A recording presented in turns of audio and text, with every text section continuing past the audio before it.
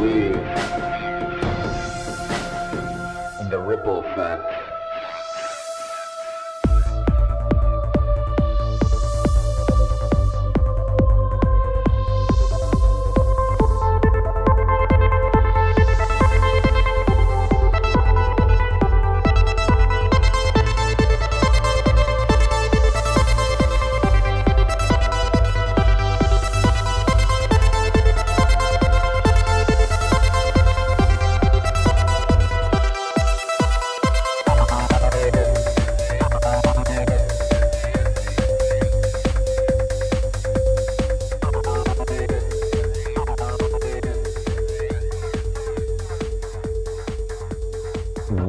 What's up? I'm back. Of course, I'm your host, Ricardo Fernandez, also known as Ricky Fernandez. I didn't do it that well.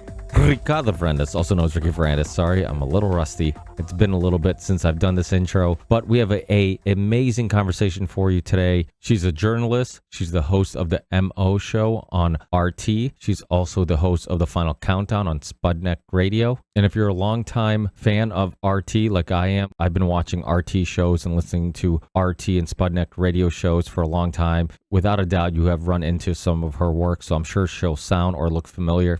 And if you haven't run into some of her work in the past, definitely check out the show description for links to all her stuff. And of course, before we get into this very interesting and fun conversation about RussiaGate, COVID, and much more, remember this is a value for value show. If you get some value out of this discussion or any of the discussions that I bring to you, if you get some entertainment out of it, if you learn something new, if it just helps you get through your work shift or your drive, please consider giving some value back. It doesn't have to be financial, of course. I know many of us are in tough financial times. You can write a review, subscribe to the show on all the platforms I'm on Spotify, iTunes, Band.video, BitChute, Rumble, Rockfin, and many more. You can find all these links and much more on my website, Ripple Effect Podcast, or in the show description. But if you can't financially support the show and you're in a good financial situation, please consider supporting us on Patreon. And for as little as $1 a month, you can be a part of my Patreon podcast, which is a podcast I do with my Patreon supporters. And if less than 1% of the people download this podcast contribute $1 on Patreon, I could easily do the show full time. So no amount is too little. And if you want to do a one-time donation, we have a Venmo account, we have a PayPal account, we have a crypto wallet if you want to send crypto. So there are plenty of ways of setting a one-time donation. We also have a merch store. We have tons of stuff in the merch store. We have hats, t-shirts, tank tops, kids' clothes, and many other things, mugs. So please browse around. Hopefully you find something you like. We also have a couple sponsors, one being Content Safe. Content Safe is how I get my videos on all the video platforms I'm on. I upload to one location, and then magically the video, the thumbnail, the description, all the information ends up showing up on all my video platforms. So it saves me tons of time. Content Safe also build my website. So if you're a content creator, if you're a YouTuber, podcaster, anything like that, please contact Content Safe. Let them know that you're a listener of the Ripple Effect Podcast, and they will definitely hook you up. Another way of supporting the Ripple Effect Podcast is checking out the University of Reason. It's a great way of expanding on some skills, learning some new skills, networking, and connecting with a liberty-minded, freedom-minded community. If you're at a crossroads in life, if you just want to try something new, check out the University of Reason using the link in the show description or on my website and help yourself and the Ripple Effect Podcast at the same time. My last sponsor is Element Electrolytes. It's a product I use just about every day. Most days I use it more than once. It's electrolyte packets that you put in your water. It gives you potassium, magnesium, sodium, and the right dosages of it to help optimize your body and mind and help you with many symptoms that are due to dehydration. You can use the link in the show description or the link on my website to get a free gift with every purchase so you can stay hydrated. Drink something that doesn't have any artificial flavors or colors. It's sugar-free, and it'll give you something that tastes amazing and will keep you hydrated. So if you're looking to optimize your body and mind while playing sports or while at the gym or maybe just working outside, get some Element Electrolytes, support the Ripple Effect Podcast, and help with many symptoms that are due to dehydration like muscle fatigue, headaches, and much more. And that's about it, guys. Enjoy this amazing conversation. Remember, we do have a Ripple Effect Podcast Telegram group chat if you want to join us there and connect with myself or other listeners. Don't forget to check out also the Union of the Unwanted, which is my other show I host with Midnight Mike, Charlie Robinson, and Sam Tripoli. And you can find that on all the audio podcast platforms. And you can find the videos on Rockfin and Odyssey. And that's it. Enjoy the podcast, and I'll see you guys in the next one. Peace.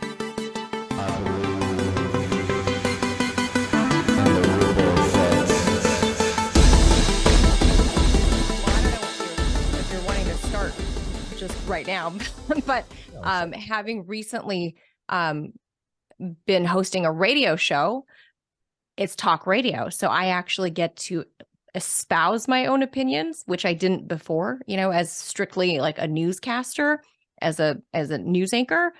You try to, restrict your opinions, and you don't really editorialize, like CNN, right? Like I'm not Don Lemon. So I usually never got to inject my own thoughts or opinions on TV, but on radio, I do get to, it's talk radio. You get to espouse what you think, pose questions, and have a conversation. So I have lately, I guess the past year since I've been doing radio, also had an outlet for that, but it's not usually somebody actually asking me a question. That's just me kind of rambling about whatever I'm about to ask the guests. Yeah, well, I've seen you on RT. I've been a fan of RTs for a long time, and I know it sounds like I'm a Russian agent if I say that, but I've throughout the past I've had I'm the Russian agent. So. I'm undercover, and that's why I'm just a fan. I don't work there, but it's just to me. I remember just back in the day, like one of the first shows I really obsessively used to watch on like almost a regular basis was Breaking the Set with Abby Martin. Mm-hmm. It was a great show. She would have tons of people on there that I was a fan of, and people. I don't even know what year that was. Music sometimes. Yeah, music, because I've had her brother on quite a bit, Robbie, and okay, a great artist on there. And it would just be always tons of people. I mean, people that I've interviewed on this show, like Russ Baker and James Corbett and Jason Burmis and so many great people. And I'm like, wow, this is awesome. And it's on RT. And of course, at first you're like a little skeptical, but as you watch, you're like, I don't see anything here. Like these are all like the similar type of reporting and conversations I would expect if it was on any alternative media platform. Yeah. So that was the thing. That was the thing. Everybody, like back then, though, in the Breaking the Set days, because I went to work there in 2014, June 1st, 2014. And back then, it wasn't like, oh, you're Russian agents. It wasn't that yet until like 2017 when the State Department put out their white paper, and that was when it became, a full-fledged like U.S. I would say it's like a U.S. deep state war. And when they began their proxy war against Russia was in 2017 with their white paper, and they included RT and Sputnik. But prior to that, we were just any other alternative media outlet. There was no, stigma of like, oh, Russia bad, America good. They didn't have that back then.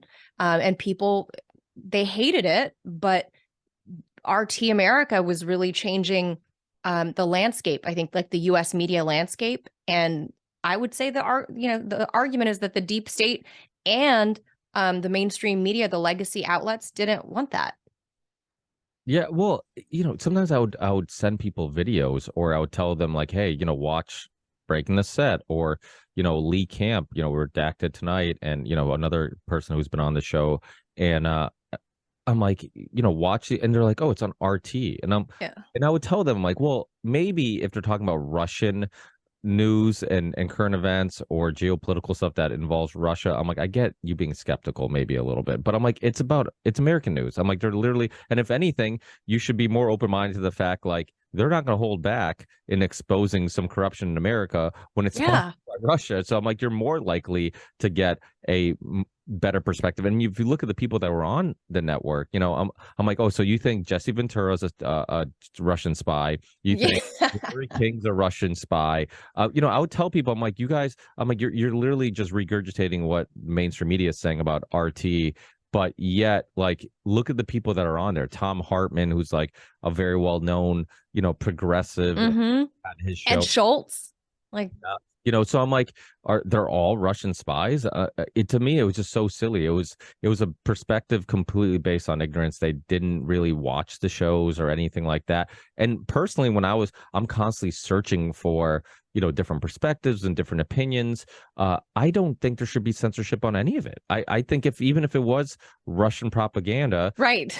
I want to hear the Russian propaganda, because they might, even if if it wasn't for moral reasons, for example, like if they were exposing American corruption and not exposing their own for non-moral reasons, just because they didn't like the American propaganda, so they wanted to expose it. I'm like, but you're still going to find some good news, even if it was for their own agenda, right? And it's just no different than like Fox News is exposing MSNBC, or MSNBC exposing something that Fox News reported on. Like, yeah, maybe they're doing it because they're tribalistic and they're part of a political party or agenda, but is it facts? Is it true? Right. Is it some, is the reporting accurate? I'm like, that should be the questions you should be asking. Many times people will dismiss something just because of who it comes from. And it's like, oh, well, he's a liberal, or he's a conservative, Right. or he's a, oh, I don't like Tucker because of this, or because of, and I'm just like, okay, but is he right? And if he's like that, that's the problem about a lot of these issues, is that nobody actually talks about the issues. It's become, I guess it's probably always been like that, where people are very tribalistic. They defend their team till the end of time. And that's why I think other countries that have more political parties makes more sense. Because I always tell people, I'm like, if you agree with your political party, and you only have two, so I'm like, you have all these complex ideas and issues, and basically you can divide them into two groups, and that's it. I'm like, and you agree with that group on these complex issues? It doesn't make any sense.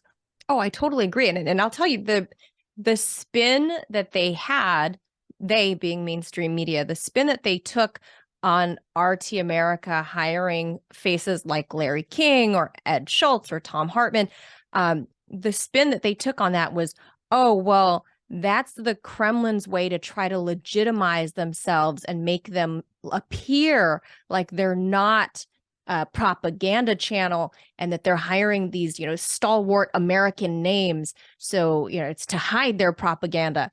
When it's like, why don't you ask Ed Schultz why he left MSNBC? Did anybody bother reporting that? I mean, I worked on Ed Schultz's I was his Girl Friday, basically. I was his on the street reporter, right? I was posted to Capitol Hill. I went to the campaign trail for various, I went on Trump's, Bernie's, and Hillary's.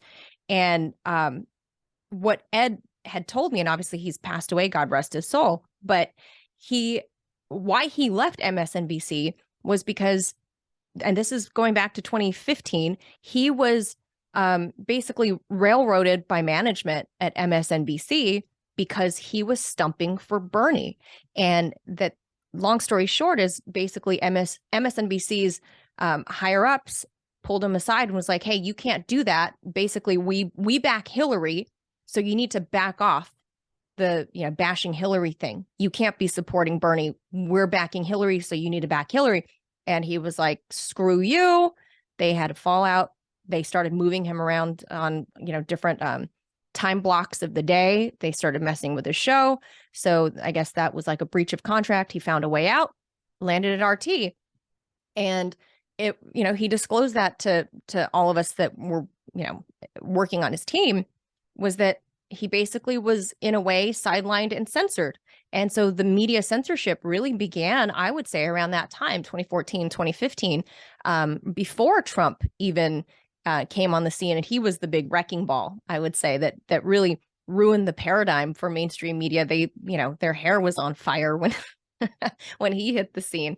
So, but if you talk to somebody like Ed Schultz back then, if anybody bothered to ask him what actually happened, instead of painting Ed as like, oh, Ed Schultz has gone crazy, he works for the Russians now. That was the story. But the real story was because corporate media censored him. They sidelined him.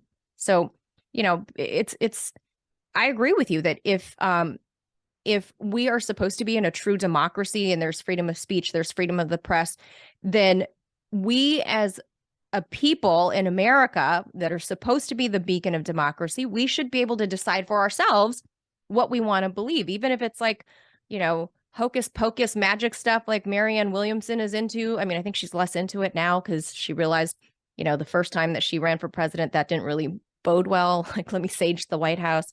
That didn't go over well.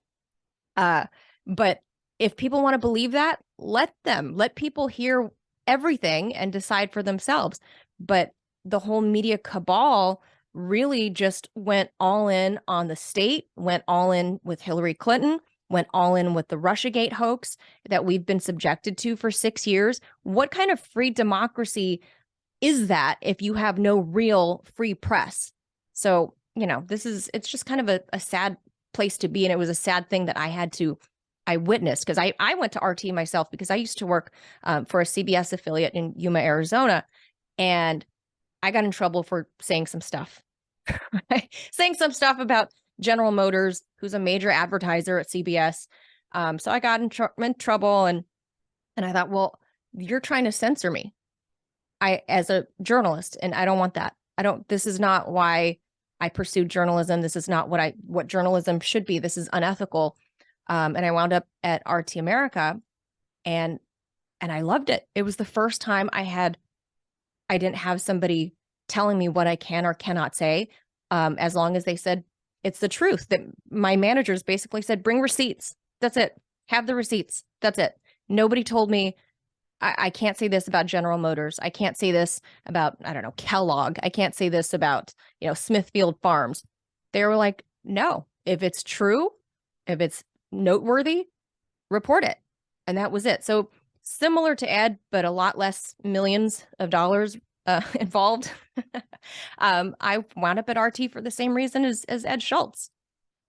Yeah, and why don't they make a big deal when they do have stories like that of censorship on mainstream media? Because you look at like what happened with Tucker, there's a lot of speculation, but a lot of people believe it's obviously because of how outspoken he was, and he was getting into the more controversial issues. And I remember somebody telling me, they're like, oh, well, they're going to sell it anyways, and they wanted to get rid of him because he was going against getting into some deep waters with some controversial issues. I'm like, it was the biggest show on the platform.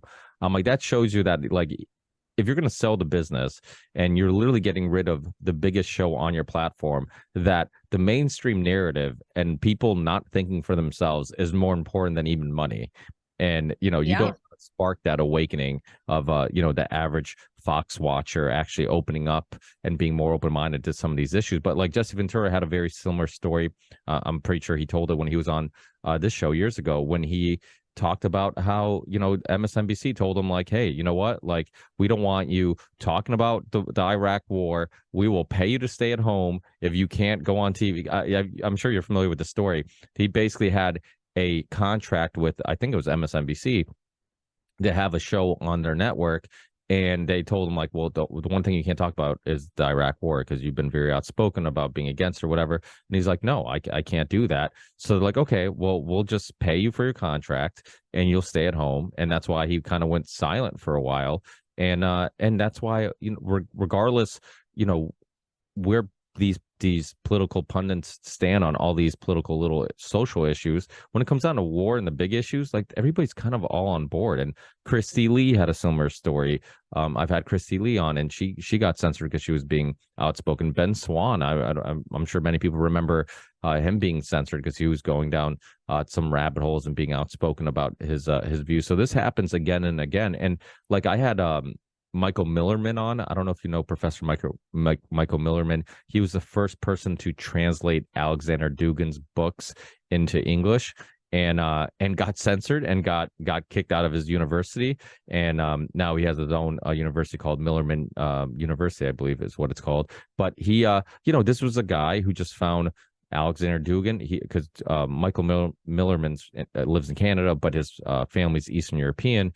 And just really fascinated with Alexander Dugin and his philosophies and his perspectives, translates his books, and then next thing you know, he starts getting in trouble and they kick him out of the university. And to me, it's like, the more you censor somebody, the more they become the forbidden fruit. Like, I want to know, like, what's so dangerous about a philosopher that I can't listen to what he has to say. So of course I go down the Dugin rabbit hole, and I find him incredibly fascinating. And I've been open about it. I'm like, this guy has ideas, and he has, perspectives, and he has a very Russian point of view on things, which I want to hear that perspective, because obviously we're not getting that in America. And from a, I was born in Portugal, so as a European, like I constantly love to hear like, okay, this is what our media is saying, and this is our perspective from here. But what's like Portugal's perspective? Like what's going on there? What is the news telling you there? So to me, like it's really important to get all that information and then decide for yourself, like what's truth or what makes the most sense. But basically, Big Brother is saying you aren't capable of coming up with your own conclusions. We must do it for you. So we're going to filter out anything that doesn't agree with us. And that's dangerous, regardless if you agree with these people or not. Oh, 100%. Going back to the Governor Ventura thing, and I love Jesse, and the way that you would try to discredit, he was before Navy SEALs even existed. He was a Navy SEAL, right? He served in Vietnam. He saw war firsthand. Like, this is a combat veteran. Fast forward to him being, a world famous wrestler, right? Jesse the Body Ventura. And then obviously the governor of Minnesota. Like, how can you say that this guy is a Russian agent when he was obviously a combat veteran who's anti-war? It seemed like more and more apparent during the height of, I would say, the Obama administration, when they were trying to hunt down Osama bin Laden. They really didn't want people to hear the anti-war voices like Governor Ventura, which is obviously why MSNBC shut him out as well, and how he wound up at RT. He had been a guest before, but being a guest and having a show is a different thing.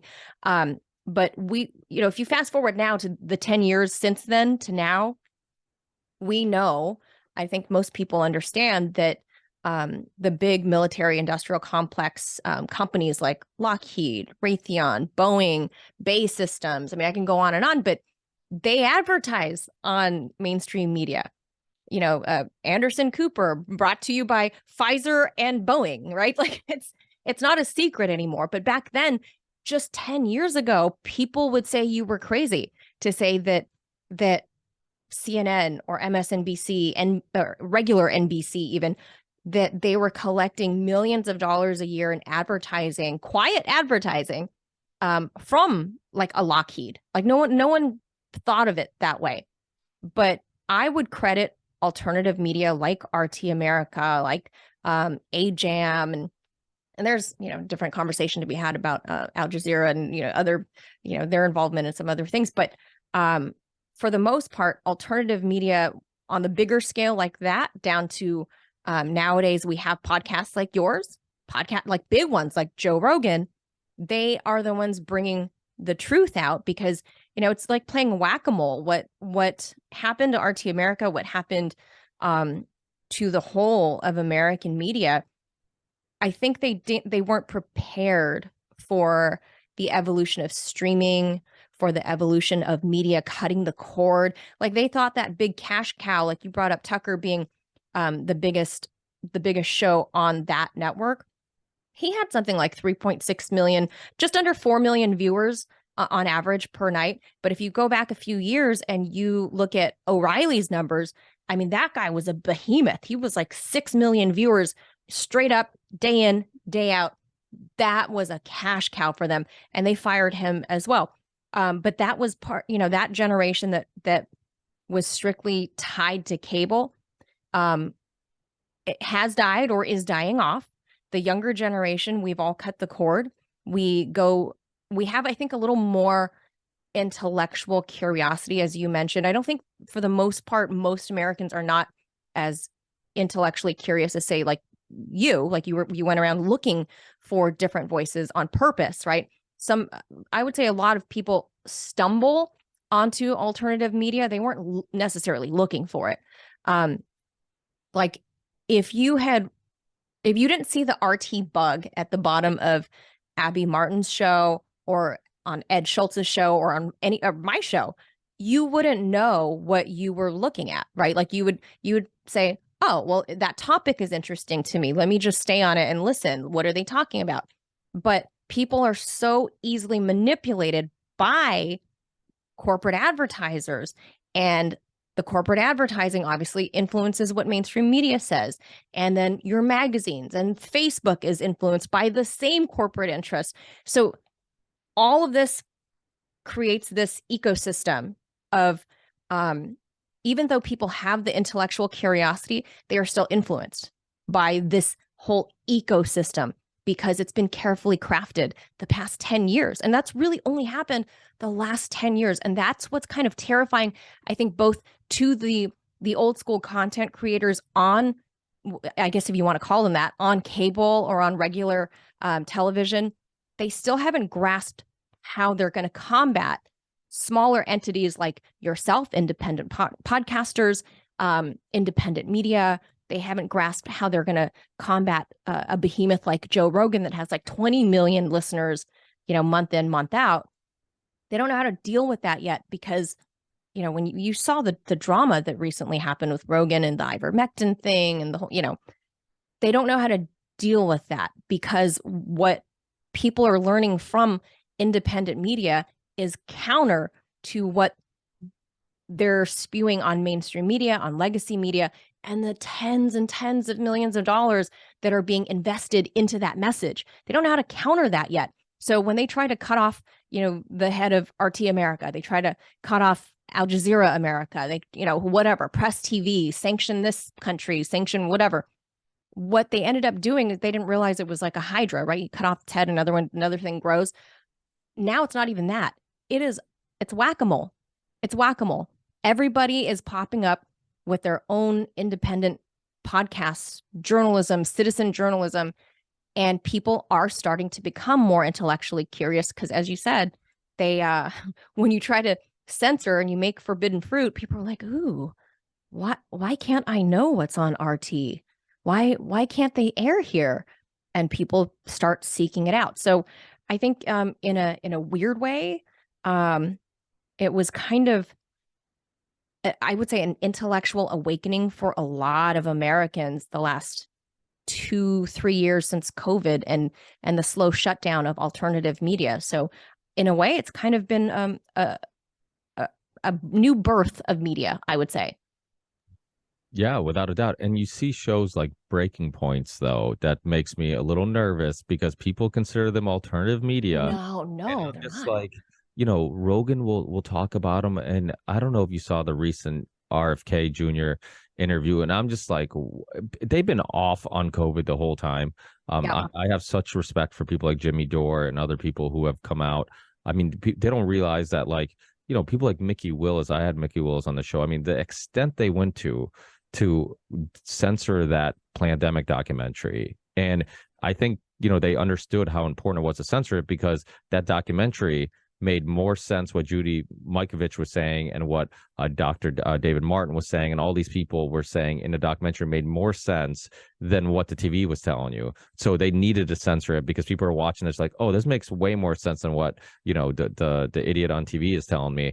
So, Breaking Points, that's the thing. Like, people have to understand too that, like, you're gonna get shows like Breaking Points that seem like alternative media, and it's not. And they're gonna say, oh, we're funded by our viewership and all this stuff. And so to some people, it sounds like, oh, RT is funded by Russian government. Breaking Points is funded by the listeners and watchers, so that must be way more independent. And that's not the case. And people have to be skeptical.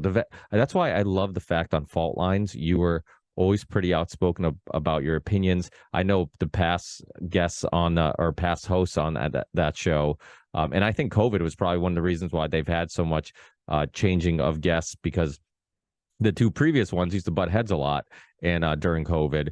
And a lot of, I think people were just so emotional and so anxiety driven that it was probably hard to just keep anybody talking 3 hours a day without being at each other's throats. But it's but I love the fact that you were outspoken against that because I was curious if there was any pushback in regards to, like, hey, in regards to COVID or the vaccine, like, you got to stay within these lines. Did you ever see any censorship on RT? And it didn't seem like it because you seem like you basically would state, when you would disagree and you would push back when need be. So that's great. But I think COVID kind of did open a lot of people's eyes to how important censorship is, and how you got the Restrict Act now, and so but it's been going on forever. I've had Thomas Drake on. I've this has been going on forever. Dr. Robert Epstein, who's also been a Rogan podcast, he was on this show. I mean, his analyzing of how much control big tech has, Google specifically, but YouTube and Google, basically the two biggest search engines in the world. And so they control basically all the information, and nobody should have that much power. And then when people talk about, Russia and Trump and them affecting the election, I'm like, okay, here's something we know for certain, that without a doubt, a historically, I guess traditional publication wanted to put out a story about Hunter Biden, and that was censored. And that might have swayed people's opinion on the whole situation. So if you censored that, aren't you in some way affecting the election? Our own government affected the election. So we do know for a fact that a government affected, the election, and it wasn't Russia. It was the U.S. government. Yeah, that's the part that cracks me up the most. And I shouldn't, but I'm cynical and sardonic that way, that I think it's what irony, right? Like so I mentioned before that when Ed Schultz was alive and I was his reporter, I was on the campaign trail in 2015, 16. And I went a little bit here and there with Trump. Well, not officially with them, but I followed these campaigns, obviously, on the campaign trail. And I followed Trump. I followed Hillary to a couple spots. I followed Bernie to a couple spots. But during that time, there was no real fear or anything of the Russians. I'm telling you, it happened. Like Trump, we know now because of this, the two investigations, right? Bob Mueller, and now we have the Durham report. We know now that the Russia hoax was, the source of it was the Hillary Clinton campaign. We know, ultimately you boil down the 50,000 layers that they put in there as a buffer between Hillary and the story, the RussiaGate stuff. There might be 50,000 layers, but at the end of it, Hillary is the madam behind all of this, right? Prior to that, I was treated as a normal reporter. I was, I got interviews. I used to have a Capitol Hill press pass, right? I had 24-hour access to get into Capitol Hill. I used to stand in the rotunda next to Fox News on this side, MSNBC on this side, just normal reporter stuff. After Trump was elected in 2016, so he's inaugurated in January 17, then a few months later, I want to say it was that summer of 17, that's when the State Department under Donald Trump put out their first white paper about disinformation. And mind you, Trump was the first one to talk about disinformation, fake news, right? I'll admit I was pretty scared when I was at Trump rallies because he did talk a lot of smack on media. And when crowds are angry, it's not like they're going to make any distinction between me holding an RT mic flag and MSNBC, right? When crowds get riled up, they get riled up. It doesn't matter that I'm not them, right? I'm alternative media. Doesn't matter. So I was a little afraid of that. But then when the white paper came out in the summer of 2017, and it specifically had whole pages about RT America, that was when everything changed. And I thought, well, wait a minute. I thought we were, alternative. And they said that nobody watched us. Why are we suddenly so dangerous? We can't be both. How did we help Donald Trump get elected? And this is supposed to be the State Department under Donald Trump. So it was, do you know what I mean? It was very confusing to me going, wait a minute. Their report was almost not only trying to damn RT America, but it was also damning the sitting president, of which they are part of this administration, that State Department, right? what they're alleging or implying in that white paper is that RT America helped get Donald Trump elected. So when I read that white paper, it was, I don't know, probably like 60 pages. It wasn't that long. It was like 60, 70 pages at most, including footnotes. But I was very confused by that white paper because, they're talking smack on individual people, different outlets. They had a couple of pages dedicated to us and Sputnik. But I was very confused by this being, wait a minute, this is the Trump administration, State Department, hating on us, but also hating on Donald Trump. I didn't know what was ahead of us from 17 on, right? Where what that was a prelude to RussiaGate. That's when it all started. I didn't know then because we were, like 4 or 5 months into the Trump administration, but that was the prelude to the RussiaGate hoax. And then it just caught fire. From that summer on, they were like, oh, wait a minute. RT America, they helped Donald Trump. And that's what was parroted all around everywhere. When I was going, me and Ed Schultz were looking at each other like, do they know that I learned to anchor to fill in on your show because Ed was campaigning for Bernie Sanders? How can they say that we're a pro-Trump network? They started implicating us in that. And that's when the gates of hell opened on us. I got my press passes revoked from everywhere around DC, just instantly. I got an email, then they sent a formal letter saying it's no longer valid. I'm not welcome there. I don't know what would have happened. I didn't try. Like if I showed up at the rotunda and was like, okay, I'm going to set up shop. Can I do that as a private individual? Can I, or am I just blacklisted? I didn't try. And I'm probably better off for not having tried, because had I known how anti-Russia they were going to be for the next several years, I can only imagine I'd have been mired in court cases and thrown in jail or something. Like, I don't know, called a spy, legitimately. The extent that they went to ban everything Russian related. You had sports athletes just banned. You had Russian soccer clubs banned from like the Europa League and the Champions League. You had, you had the owner of Chelsea Football Club have to sell the team just because he's Russian. Like, it didn't make any sense. I'm like, the thing is, like, the people, not all the people of Russia, even if they agree or disagree, like either way, you can't determine like their personal opinions on the government of Russia. Just like when we invaded Iraq, there's plenty of American citizens that weren't for the war, protested the war, and they would appreciate if you didn't think that the invasion of Iraq and getting involved in Afghanistan represented their personal views just because it was their government. Right. So it's like, but yet we treated every Russian citizen like they were responsible for their government's actions. And it was silliness. If you're a professional athlete, how many professional athletes even pay attention to the news? They probably have, like, they spend their whole lives probably just focus on perfecting their craft, being the best at what they do, learning tactics, strength and conditioning.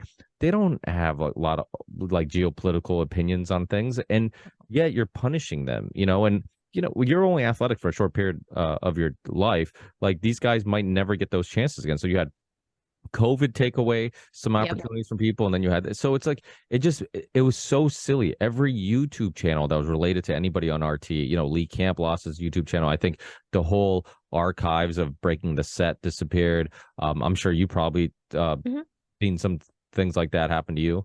Oh, all of my my old show In Question, it's technically not disappeared. Like, they didn't delete them, because when I go into YouTube, you can still see, I can't see the videos, but I can see that in my catalog, right? Like your when you have videos and then you have the folders of what they are, like my news clips, it still shows that I have like 20,000 news clips in there, but I can't see any of them.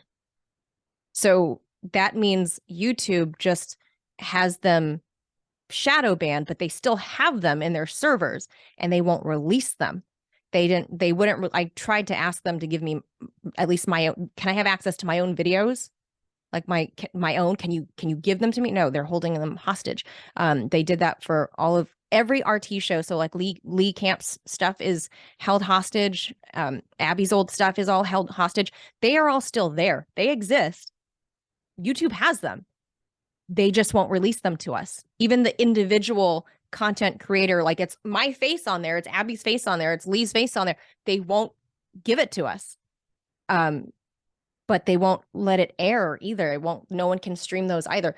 Even so, after RT America got shut down last March of 22, so I sat on my own little YouTube channel just because I just wanted to, reserve my own name and just share my work that I've done. Right. So I thought, okay, I wasn't sure if I was going to, get another job. This is before Radio Sputnik. This is before the new show came along, Modus Operandi. But I didn't know what I was going to do. So I thought, okay, maybe I'll just start podcasting. I'll start posting. I'll do my own because I enjoy journalism. That's my passion. That's what I do. So I'll just start posting some videos. So, okay, now I'm monetized. Oh, okay, I'm getting some followers. Cool. Even though I had my channel, mind you, for like 10 years. Like I was an early adopter to YouTube, but I just never used it. So I started posting. And then before long, after a few months, I think I was getting a little bit of traction, and I think YouTube, quote, figured out who I am. And my little channel with like a few thousand followers and I've made I don't know, like $20 from it. They suddenly shut me. I'm not shut down. Like I'm there, but you can't really find me. I'm shadow banned. Why would YouTube shadow ban? Like I'm not RT. I'm a private person putting out my own work, my own independent work. Why would you shadow ban me? It's gone that bad that even though I worked for a company that is now defunct, that doesn't exist anymore. RT America is gone. Like it does not exist. YouTube is banning Manila Chan, the human. Like people were inboxing me and saying, hey, how come I'm not getting updates to your videos? I subscribe to your channel. And I started going, what? So this is last fall. They figured out who I am, who I was affiliated with. And even though I have hardly any followers or hardly any new videos that I was posting up, YouTube still banned me. Luckily, Rumble is a good alternative. But not the same number of eyeballs, right? On YouTube. Like you said, it is a terrifying thing to be in this world where everything is corporatized. I don't know if you ever followed George Carlin, but he had a stand-up bit about how Americans don't ever really want to leave America. So when we go to Europe, right? Like you said, you're European. We go to Europe and we're pissed off that there's no McDonald's and there's no KFC, or, because we want everything to be like home.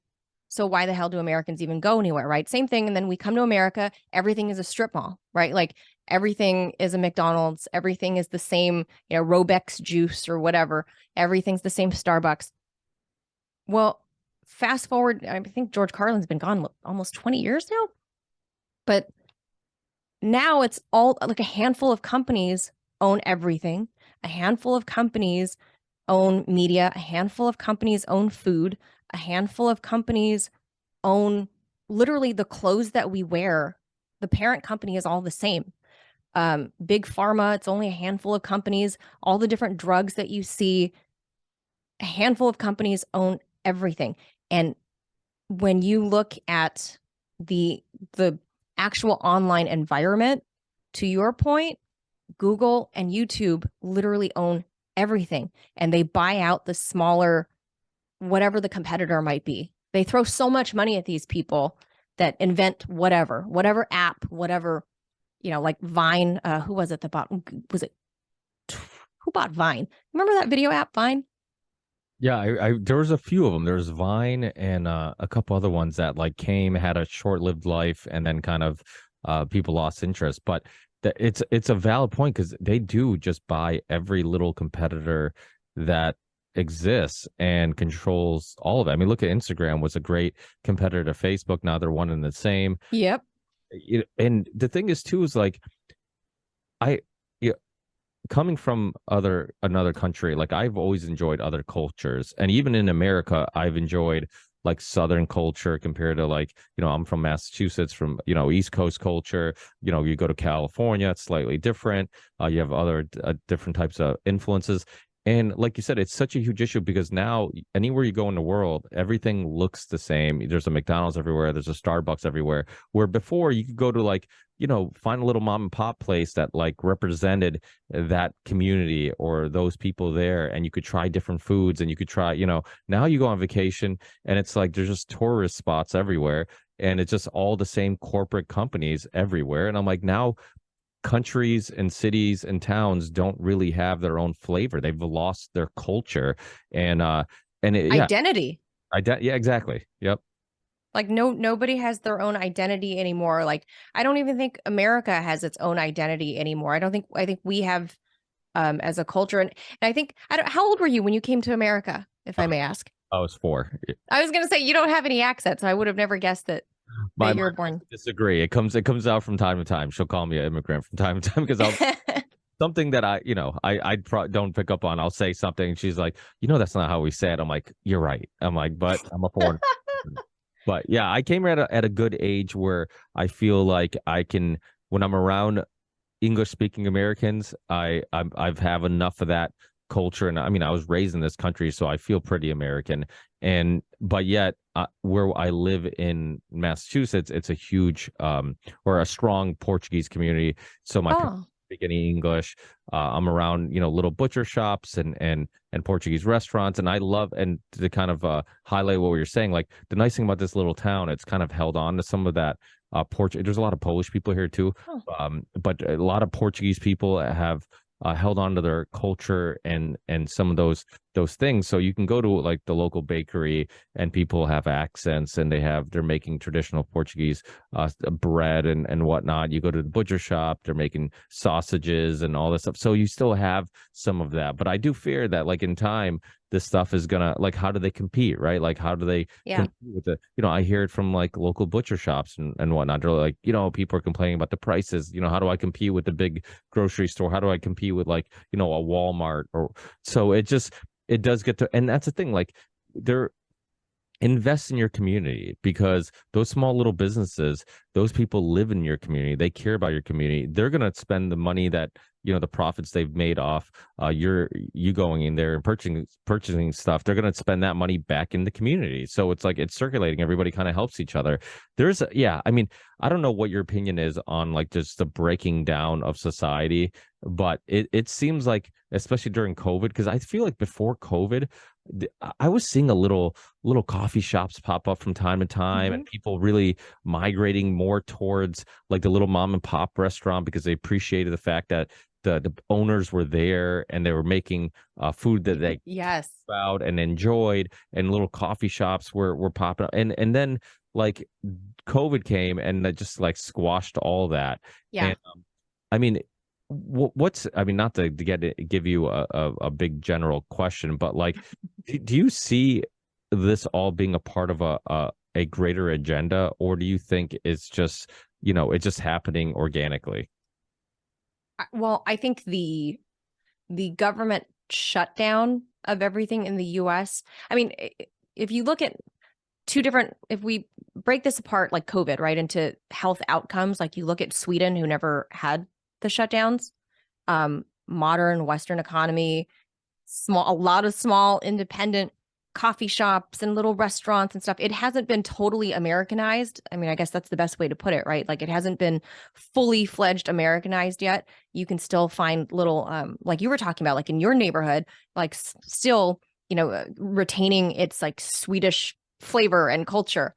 And your pickled herring or whatever they Swedish like to eat. I don't know what fish. But I think part of what the US decision to lock down everybody everywhere. I mean, first of all, let me tell you, as an essential worker, right, being a reporter, I mean, I hate having to have that moniker because I don't feel like I deserve it as a reporter. Like I'm not, you know, a frontline worker or something like that, or a grocery store clerk, right? Like I'm an idiot with a microphone and a camera. Yeah, Like, so the truth out. I mean, you think about it, especially I almost feel like, and not to push back and disagree with you, but I almost feel like you are essential because think about it. You had all these propaganda networks feeding you BS, and people like, Dr. Robert Malone, Dr. Pierre McCullough, like these people who, I got kicked off of YouTube for having people like them on, Dr. Pierre Corey, Dr. Jessica Rose, that, my YouTube channel from 2013 forward, like in 2021, just got, I woke up one day and everything was gone. And wow.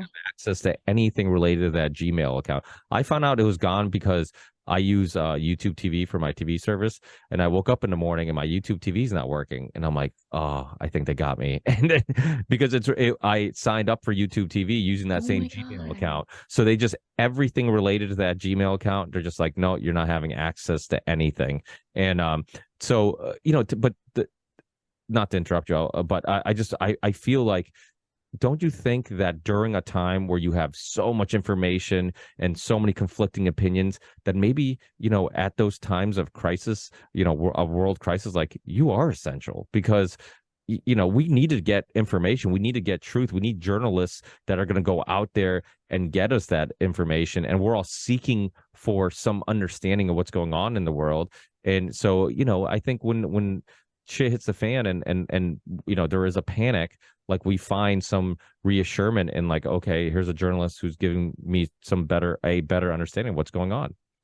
Yes and no. I don't know. I don't know if it's like a modesty thing. I just feel like that term essential worker really belongs to the people. And this is the early days of the pandemic I'm talking about, right? Like we didn't know what it was. I mean, I was terrified too. I was the only one leaving my house for work. My husband ended up getting work from home. And back then my son was a small, like he was barely walking. So I was terrified going out there.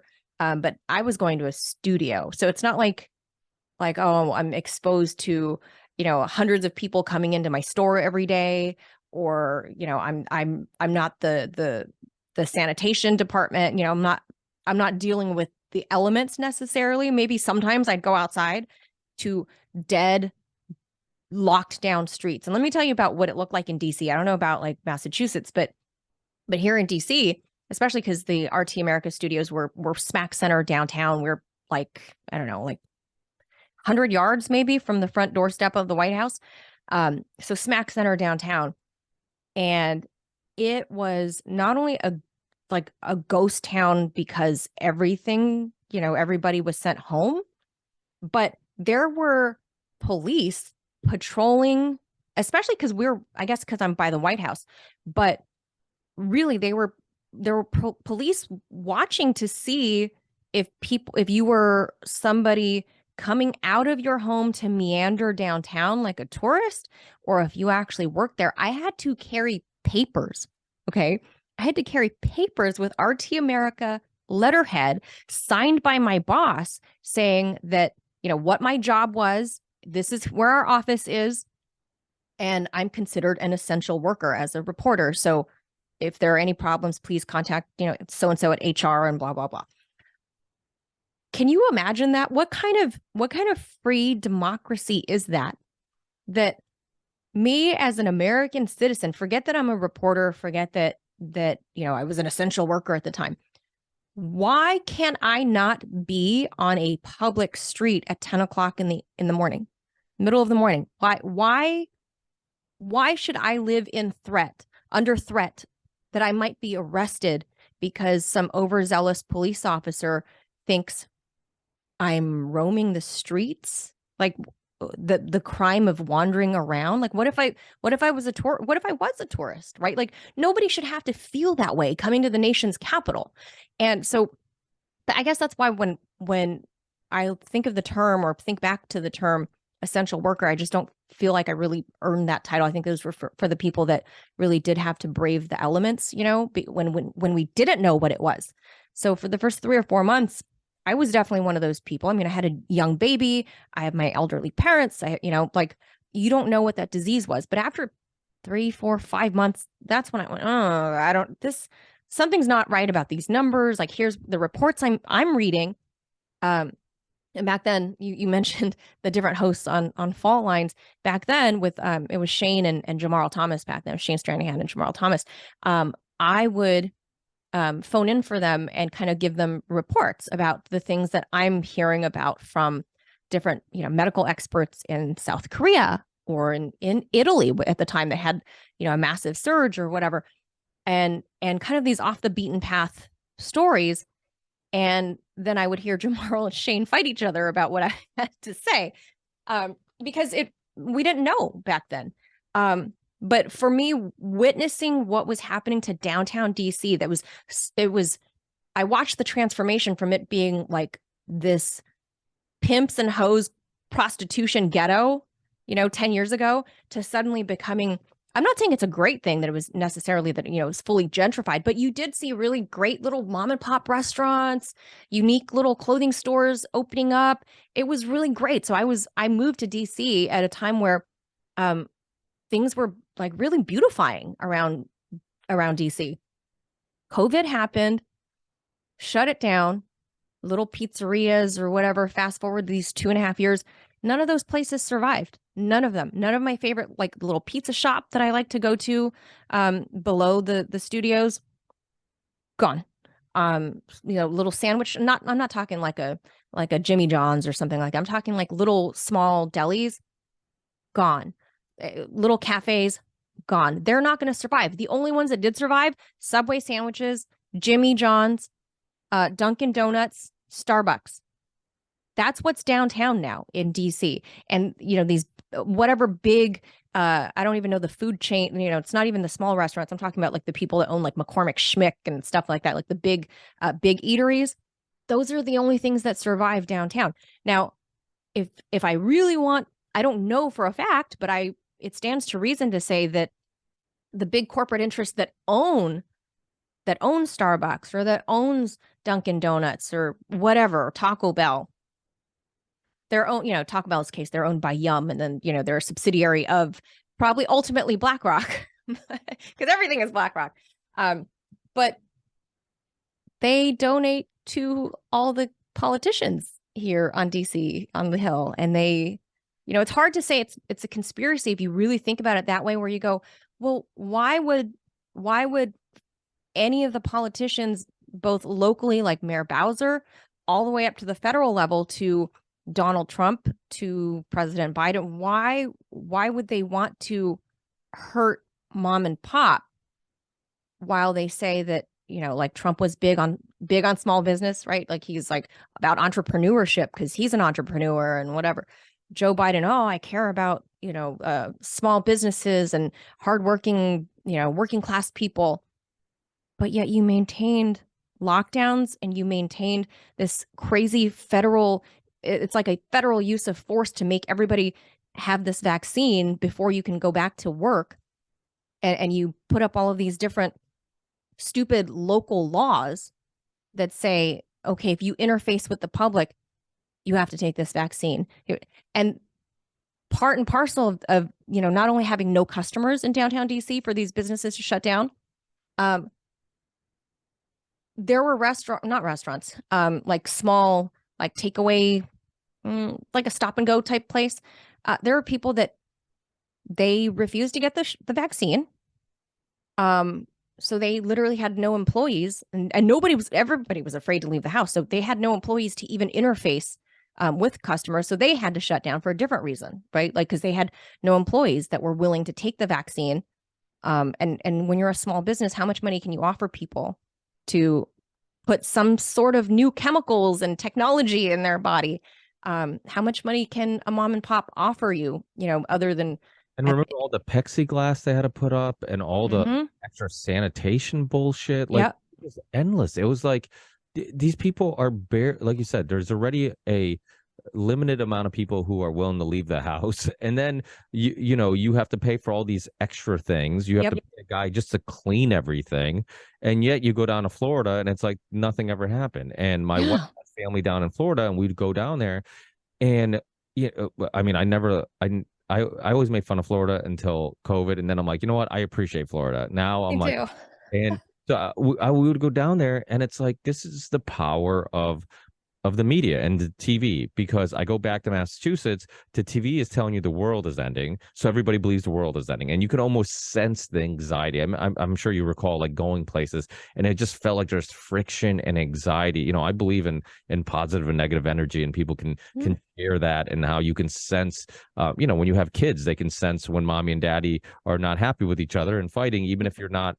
Even if you're not verbally stating anything, we can sense those things. We can pick up on social cues, and it's just like going to the gym, going to the grocery store. I mean, my buddy is a manager at a local grocery store. He's like, they would have to break up fights all the time because people were fighting about masks, about getting too close to them. I mean, if somebody coughed, God forbid you would cough, people would lose their minds. And what's crazy is like I feel like the whole world went through this trauma together, and then like like most people who are victims of some type of trauma, you put it back, you try to just dig a hole in your subconscious and bury it there, and you don't want to really deal with it. And I think that a lot of people just want to move on. It's like, oh, I got my life back, but it's like I even though talking about this stuff, it almost makes me upset again. Like it's almost like we're reliving it, and like sometimes when you tell a story where you were frustrated in the story, you end up getting frustrated again telling this story.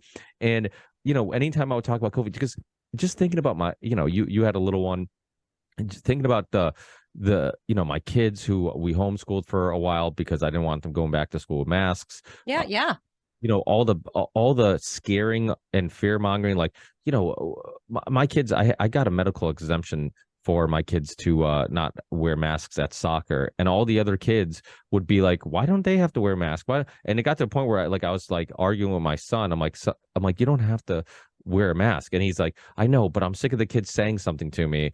Oh And my God. everybody says something to me, and I just want to play soccer. I just want to be left alone and play soccer. So it became like a issue where like there was no normalcy anywhere. Like you couldn't have any type of normal life as hard as we try. We always had people over and help too, because we are social creatures, and I knew how important it was to one, spread germs and be around other people, and give your immune system that exercise it needs, but also just being around other people and discussing things and talking and feeling human. And to see the way people in a weird way, like I lost faith in some of humanity, because there was some people in the alternative media community, like, I mean, Jesse Ventura, I've had him on my show. I've had his son Tyrell on my show.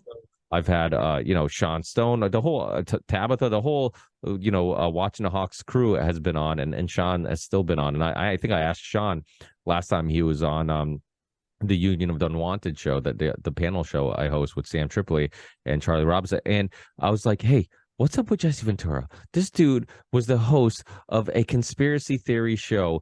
And there's that clip. I don't know if you remember that circulating clip that talked about like trying to vaccinate everybody and all this stuff from his show. It was circulating around COVID. And then he, like, I almost feel like his dislike of Trump almost bypassed any like logical thinking of this issue. And to me, it was very weird, because I'm like, why is he not seeing this? But it showed like the power of fear. It showed the power of tribalism. It showed the power. I mean, I got in a debate with Scott Horton on my show, and it was a friendly debate. The libertarian Scott Horton, antiwar.com, great guy. And he's been on the show a bunch. But we were debating the numbers, and I'm like, you're a libertarian. Like, why do you believe the government? I'm like, why am I the one like defending not trusting the government? I'm like, and it was a friendly, but it was good, because a lot of people gave positive feedback, as they're like, I can't find anybody where I can have a logical discussion about this. Like, people were, I ruined, I forget which family holiday, but I ruined one of them because somebody said something, and I'm like, my wife's looking at me, and I'm like, I gotta say something. I'm like, I can't I'm like, this is what they're saying is untrue. I have to say something. I'm like, if not, I'm letting this propaganda just kind of spread.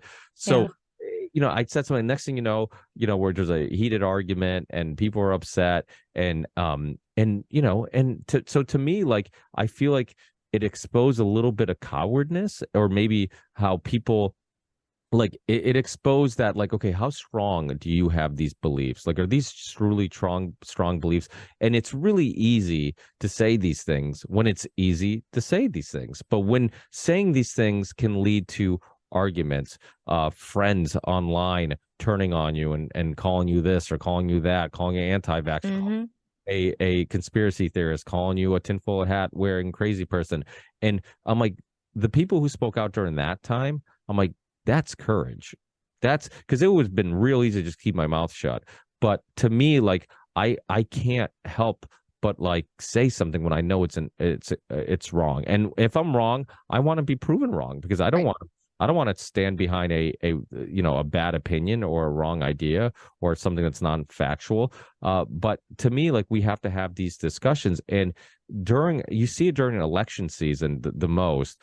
And so during COVID, so you had the combination of COVID and election season. Nobody around me anywhere could disagree politely. Like, every disagreement turn into a heated argument. And it's this whole, and to me, it's like the divide and conquer agenda. Like, get everybody fighting, and then it's easier for us to control everybody. Because it's like, the enemy becomes your neighbor instead of the enemy being the corporations, the Right. government, and all these things. So it's I mean, did you, I know Washington was pretty bad, just like Massachusetts. Do you feel like you have any reflections of some trauma with you or your family or through that Oh, whole COVID thing? Or don't we all? Don't we all? I yeah, mean, anybody that is it safe to presume that you're unvaxxed? it's safe to presume that yes, I am very unvaxxed. My kids have never been vaccinated, and again, I don't have anything wrong with either one. I'm not an anti. Yeah. I think everybody, and this goes back to every topic, you should get all the information and then you should come to your own conclusion. If you're a parent, if you want to vaccinate your kid, that's completely okay. If you don't want to Right. vaccinate your kid, that's completely okay too. Right. But you should have all that information. When Robert Kennedy Jr. is on Breaking Points and he says, well, what was I wrong about? And Crystal's just like beating around the bush and just will not, well, I know that one art. It's like, you don't know anything about this topic. And Right. that's the thing that's so frustrating is like, you get people who, it's like the military industrial complex is a very dangerous force. You know who else might be more dangerous? The big pharma, who is For be, sure. which is sponsoring every single piece of news you see on mainstream media, which is paying the most in lobbyists, which is Hmm. controlling so many people and so many narratives, and are trying to get to you and your family.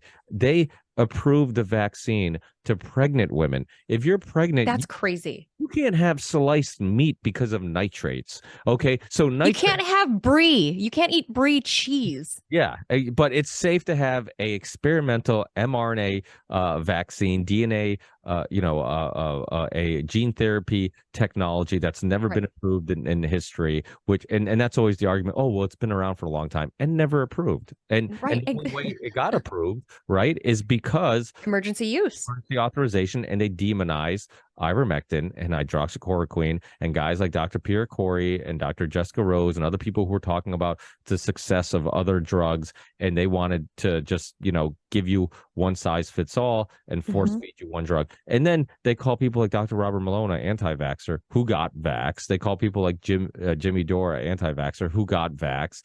And everybody who had adverse reactions, they're calling you crazy. Like, Yeah.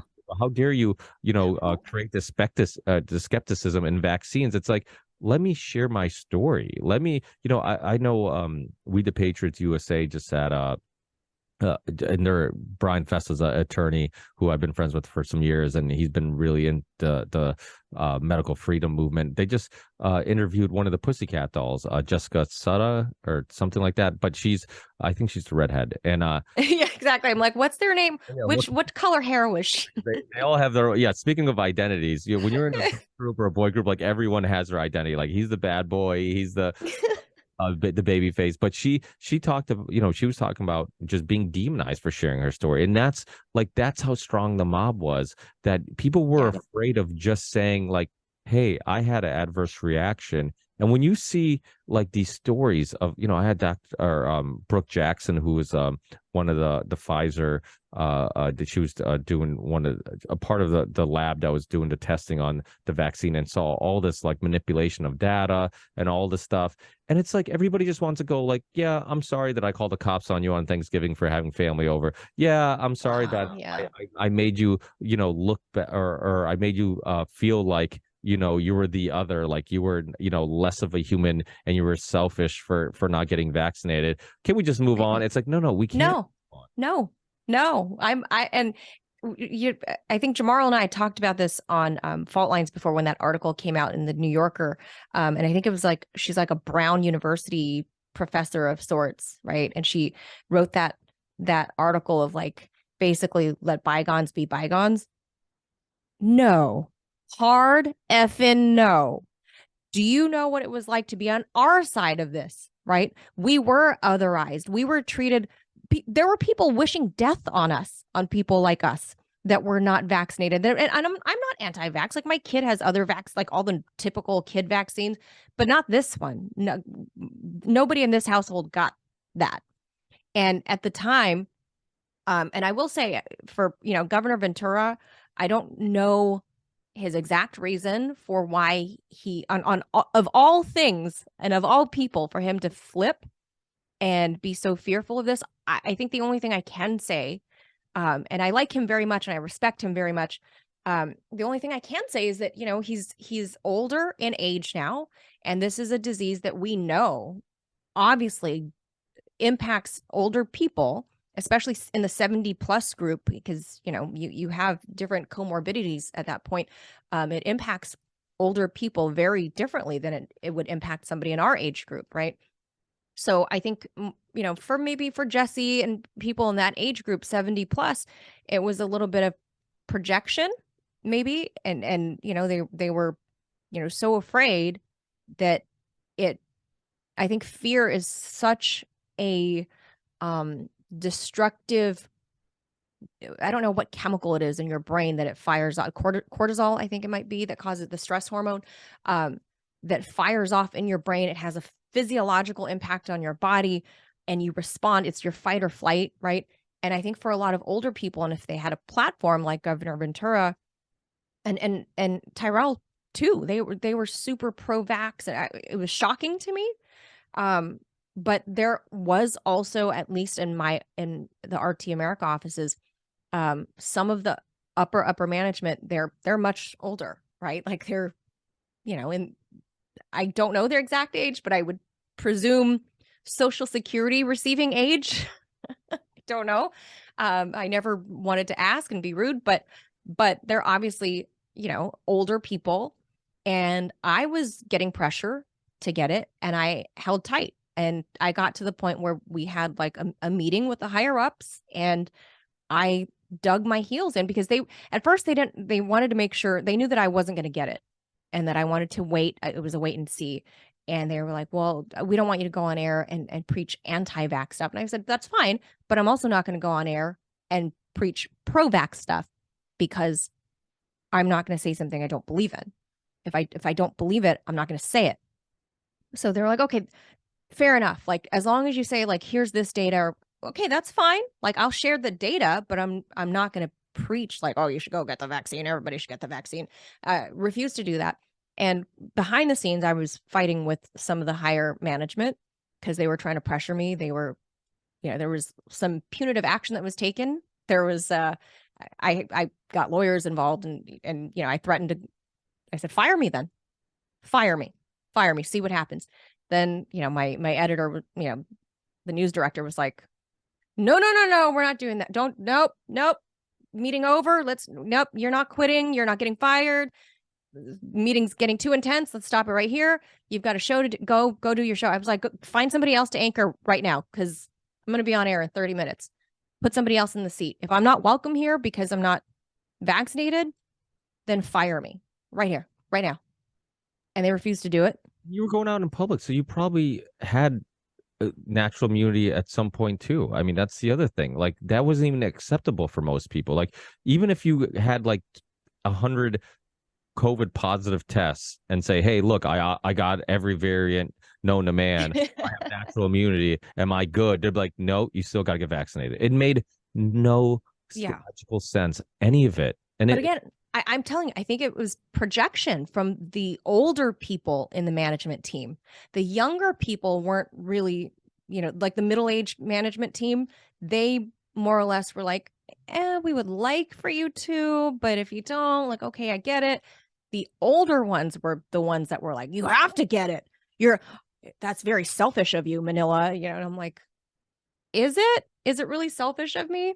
Like, can you show me data that this will stop transmission? I know that's what they say on TV, but can you provide me the data? And furthermore, you don't know my own personal health history, because just because you think I look young and healthy, that I don't have some other underlying health issues that this vaccine you're trying to force me to jam into my arm may interact with.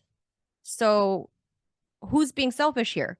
Are you, because you're 70 plus and you think that I'm going to give you a disease? You think like I just come with the disease? Is it an Asian thing? Is it like the whole Chan thing, or what's going on here? So eventually they backed off. I won. And then fast forward, 2.5 years, we all won, right? Like the ones who stood firm and said, hey, let's wait and see.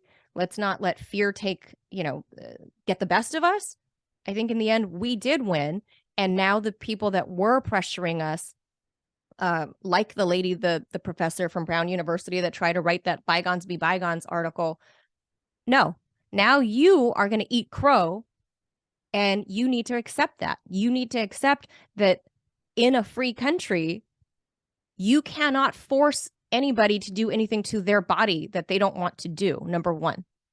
And number two, you start messing with our kids, 2A, buddy, 2A.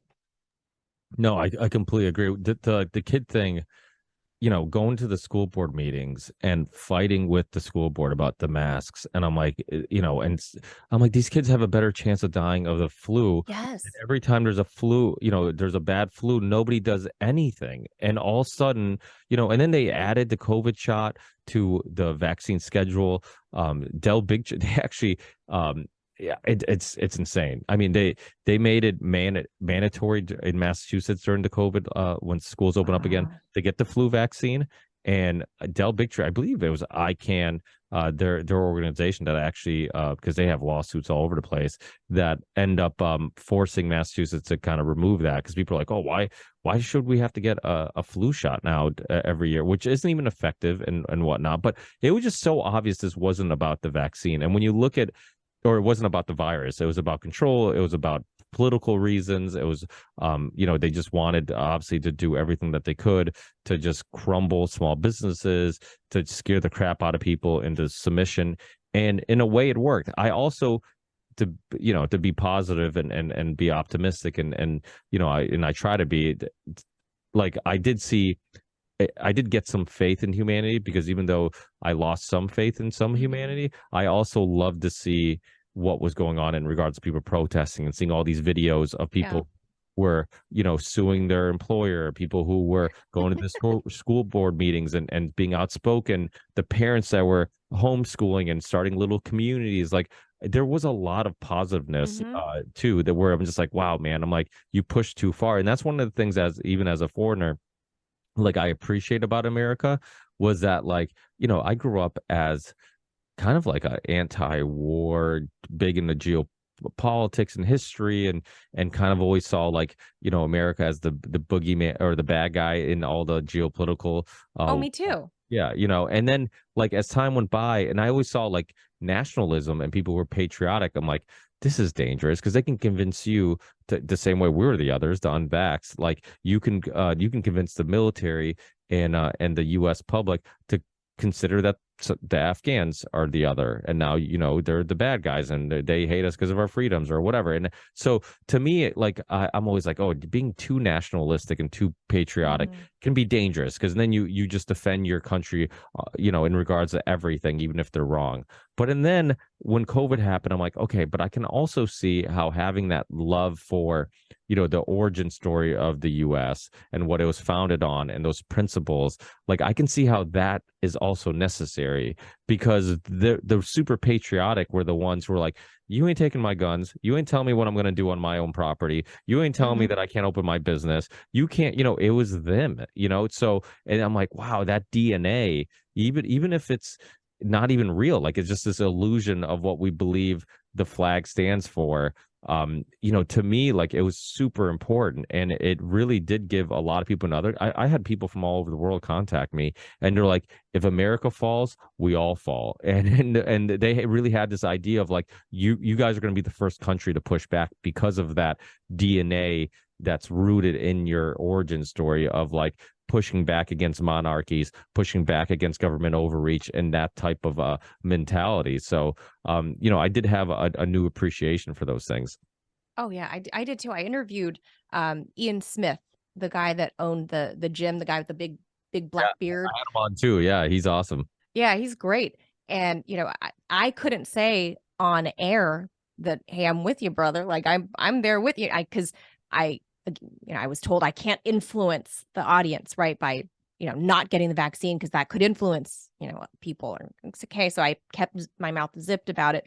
But interviewing him, I remember feeling like I'm with this guy. Like I believe it is part of the American DNA. And I'm the first American born in my entire family, right? Like the very first. My family were immigrants originally from China, then into Laos, because communism took over China, then into Laos, communism went into Laos, and then the secret war, the bombing campaign, the CIA bombing campaign all across Laos made my family refugees, and to come to the very country that made them refugees, right? So they came here. I was the first one born in the U.S., and so I got to see both sides of this nationalism, right? Like a part of me, I am the American dream, right? Like they wanted to make sure I spoke perfect English. They wanted me to be American, right? Without forgetting my culture, because at home it was like my Lao and Chinese culture. Outside the doors, I was American. Back home, I'm Lao. This is what it is. But I never forgot the history. I was not allowed to forget my Laoness, and also why they came to America, right? This was the communist thing was happening, as well as the bombing campaign. So it was ingrained in me, I think, very young, of like what this country was founded on. The founding fathers were escaping this monarchy and empire of England, only to become, what are we, 200 some odd years in, to become a different, an informal empire, right? We don't call, Biden king, but in effect, it is a U.S. empire, and in effect, he is a king. The U.S. dollar is the new gold standard, right, around the whole world. Everything is pegged to our U.S. dollar. If that is not empire, I don't know what else that could be, right? When one country can have diktats all around the world, and have sanctions and threaten other countries for them to do our dirty deeds, whatever we want for them, the outcome to be in name any country in the world, right? We flex our power, and that's now an empire. So we call ourselves democracy, but we're really an empire. So I was able to I think in this lifetime, and I'm turning 43, because I grew up knowing that the good sides of the US and the terrible, deadly side. I had my dad's dad, and back then his little brother, who was 7 years old, died in the CIA secret war. So I have, my dad, non-smoker, never smoked, didn't drink, died of lung cancer. I believe it's because of the exposure to Agent Orange and the bombing campaign across Laos for 10 years when he was growing up.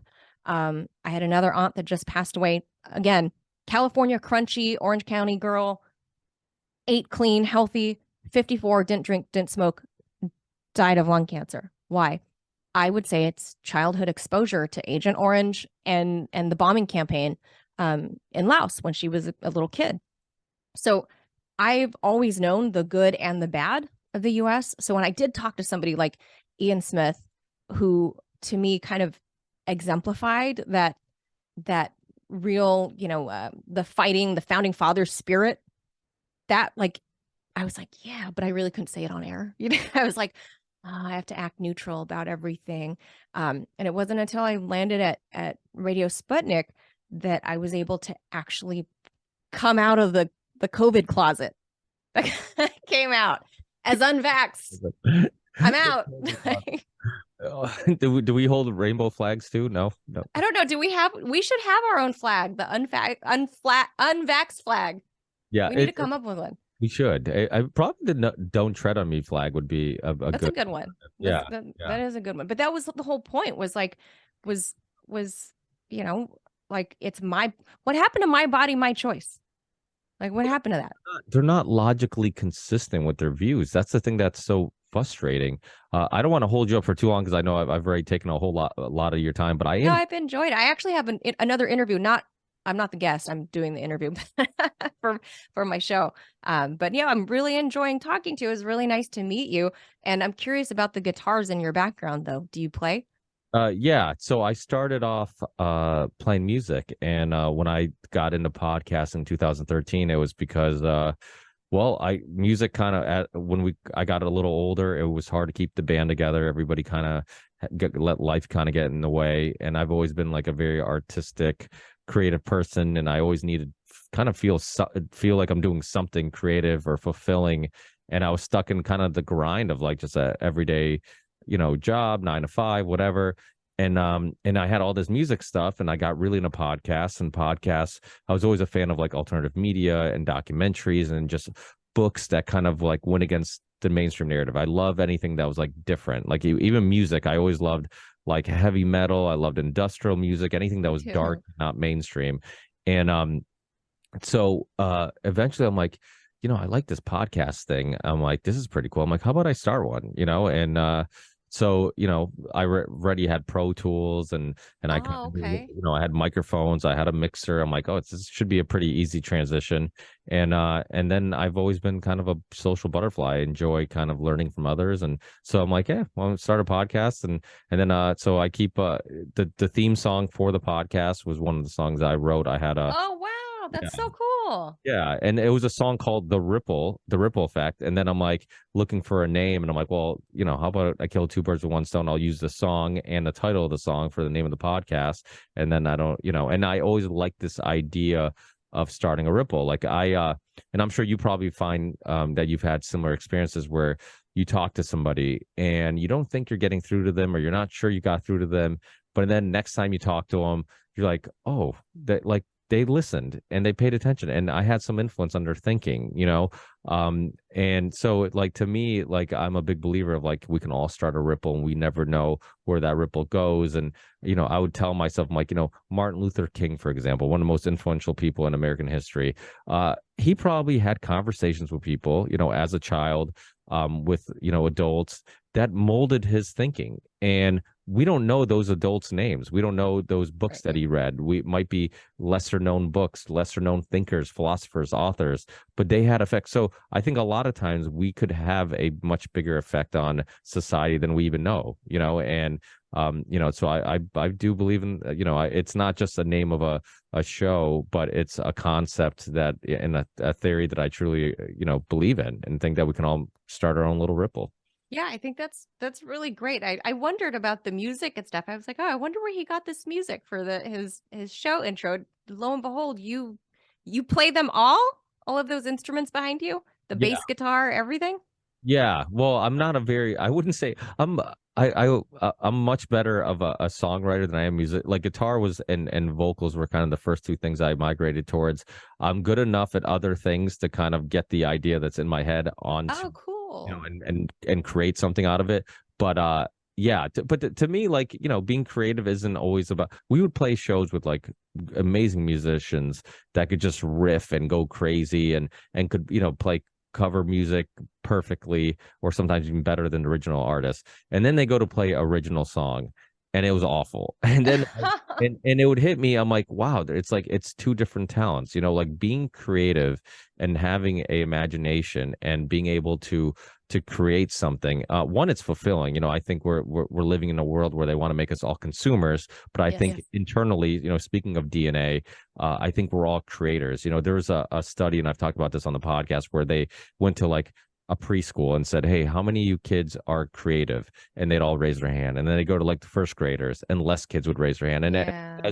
as you go on, less and less kids would raise their hand. And I think what happens is this is all because of the dumbing down of America, right? It's because what you're doing is you're telling kids like, hey, stop doing these useless things like coloring and painting and imagining things and writing music and whatever, and focus on regurgitating the information we tell you is important. And Right. so as time goes by, and I think that's also a big contributor to why many people fell for the mainstream narrative, because you were told, and they're decent people, they're good Yeah. people who were told like, hey, listen to authority, respect your teacher, respect the police, Well, respect. that's the whole point of school, right? Like you're supposed to sit there, which by the way, came out of like the word "schul" is actually like a Prussian word that was, that predates the Nazis that later became the Nazis. It was so that way you have people that were mass produced, if you will, to be ready to get forced to join, conscription into what would be the Nazi army. So that's why we have school, is to indoctrinate. The whole point of school is to actually, it's not to educate, it's actually to indoctrinate, and then to get you used to conforming and get you accustomed to listening to power structure and hierarchy. It's not to help you actually learn, and especially not these days. I think that the whole, education thing is a myth at this point. So like you mentioned homeschooling, and I'm about to do the same thing with my son. He's only 4, so we talked about it. Same thing. The COVID thing drove us over the edge. We're like, we're not forcing, a preschooler to wear a mask 8 hours a day. Like, this is no. That was it. After that, I was like, okay, I don't care how I have to bend my life or my day into pretzels. I have the one kid. I think all my eggs are expired, so I got to get this one right. I got to make this one work. So we're probably going to homeschool this one because the education system in America is abhorrent. We're like, I don't know, I think like 55th in the world or something like that.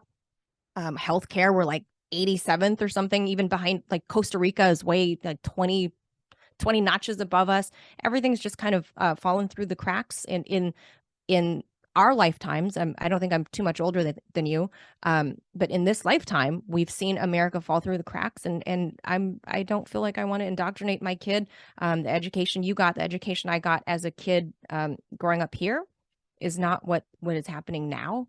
And they want nice, dutiful people to say yes, sir, yes, ma'am, and go off into your cubicle, right? To go learn how to, I don't know, create this web page to put data in for the government. They don't want you to create, they don't want you to think. And that's part of why, going back to our original conversation about mainstream media, they are there as part and parcel of trying to shape the young American mind to conform and not think. So I applaud people like you that have the tenacity to keep going and keep, talking and putting things out there and keep popping up, even if YouTube tries to kill you. Well, luckily, yeah, I'm on all the other platforms. This guy, Matt from Content Safe, he was a lifesaver. He was, we had a mutual friend, Richard Grove, and who does the Grand Theft World podcast and a Tragedy and Hope website. And what he did, he created a service that you upload to one channel, and then he would sync all your video channels together. So it was, I'm like, oh, so this is awesome. Cool. If you do audio podcasts, like I upload to my RSS feed on my host website, and then it shows up on iTunes and Spotify and all those places. So it makes it easy. If you're a audio podcaster, you have to put it in one place and that's it. But if you're a video podcaster, you have to upload to all these different channels. Yeah. Will have different platforms and different requirements and all this stuff. So what Matt did is that he's like, hey, you're having issues with censorship. I want this information to go out there. He was actually a fan of many of these alternative media shows that were getting censored, and he's like, hey, he's like, I got a service that can help you. You can upload to one place. At the time I was uploading to YouTube, and now I upload to Odyssey. But what I do is I upload my video, my thumbnail, the description to one place, and then within like a day they show up on my Rockfin channel, my Rumble channel, my video channel, my BitChute channel. So I don't, I only have to upload to one location. So he was a lifesaver. So then when I got kicked off YouTube, I'm like, thank God. I'm like, at least I'm on all these other platforms. And at the time, you didn't know which one's going to take off. So you're like, okay, well, I got to kind of put, my show on all the platforms because I don't know which one is off and which one's going to die off. So it was a huge help, and it saved me tons of uploading time, and really was awesome. Yeah, if you ever, I know you're on Sovereign, right? Ben Swan's channel. You're on Rumble. If you ever interested, I'll hook you up. Matt's awesome. He does. Yeah, I'll have to pick your brain about that after today. After I'm done with I'll shoot you an email. But the show Modus Operandi is hosted on RT International, so you can go to their website, you can see it. I eventually reposted on my own Rumble. I'm really bad about posting, but I mean, I'm pretty sure people know what RT.com is, so they can go stream it from there. RT, you can stream live, you can, so that's on there. Sovereign, it's hosted on Sovereign, and I eventually put it on Rumble. I am completely done with YouTube and their censorship. I just can't. I hate big tech. I hate big pharma. I hate big everything at this point. Maybe not like big butts and big boobs. I still appreciate when a lady. I'm from LA. So it's like, you see much of that, and yeah. So like that's like, oh, she looks. It's like appreciating fine art. Yeah, I'm like, oh, I can appreciate that. Like I'm not shaped that way, but I can appreciate it. Like, oh, she looks really like good on Kim Kardashian. All right. It has got a little. Some of the sizes have gotten a little ridiculous. I've seen some girls in my kid that I'm like, you're getting to a point where it just like it almost looks freakishly big. Cartoonish. It's cartoonish. Yeah, like a caricature. I mean, it's a there's nothing. I mean, I'm a big believer of like looking presentable when you leave the house, and confidence is important because it's like if you feel good, you're gonna be smiling. You're not gonna be awkward. You're gonna be able to kind of walk into a room and not feel weird. But I think some of these people are beyond just trying to feel good about themselves. They have some psychological issue where it's just like it's like the guy who can't get his biceps big enough and then puts that liquid in there and just have xylitol or something. It's a kind of the same thing. It's like it's almost like you're trying to fix your insecurities in these methods. And I think like anything in life, like you have to find peace first. Like be content's like a dirty word in America, where it's like you should never be content with anything. It's like no, being at peace and being content with like who you are is a good thing, and then you can move on to other things. So I think some of them definitely it's a deformity to some sense. No, I agree. And again, me being like obviously a skinny Asian woman and being from Los Angeles, where you were the home of big boobs, big lips, big butts. Until they hit that tipping point where you're almost like Jessica Rabbit, where you look like that's not cute anymore. Like, but I appreciate when I go home and I see friends, some of my friends, and they look a certain way. I'm like, yeah, they look good for them. Good for them. That's not me, but good for them. Duck lips. I don't get the duck lips. I'm like the lips just never look natural. It's just like I don't think they want to anymore, though. I think you're missing that point. Yeah, that's a very good point. Yeah, maybe that's the look they're going for. I don't think they're going for natural. Like before, it was like you don't want to admit that you had any work done. Now it's a status symbol. It's a status symbol because you have to have money to. It actually makes more sense. You're get the Botox, get the lips, get the boobs, get the butt, the more disposable income you have, the more you can throw it into your face, into your boobs, into your butt. So for LA, at least people back home, it's like carrying a Louis Vuitton bag, right? But on your face. It's a status symbol. It's hilarious. That, you know, it's funny. I've never looked at it that way. That makes actually way more sense, because I'm like, is it just like they're so insecure that it's like never enough? But now that you say like it's kind of a sign of wealth, it makes sense. It's like you're not even, because I'm like, you're obviously not hiding it. People can see. Yeah. So that does make actually perfect sense. Wow. You know, I knew I was going to learn something on this podcast. That's not the thing I thought I was going to learn. Right. Well, I mean, again, I'm from LA, and because the past 10 years I've lived out here in DC, I kind of look at it like where I watch the transition of people going from like hush hush, little nip tuck, right? Like very modest, to full on duck lips, and like they look surprised like this all the time.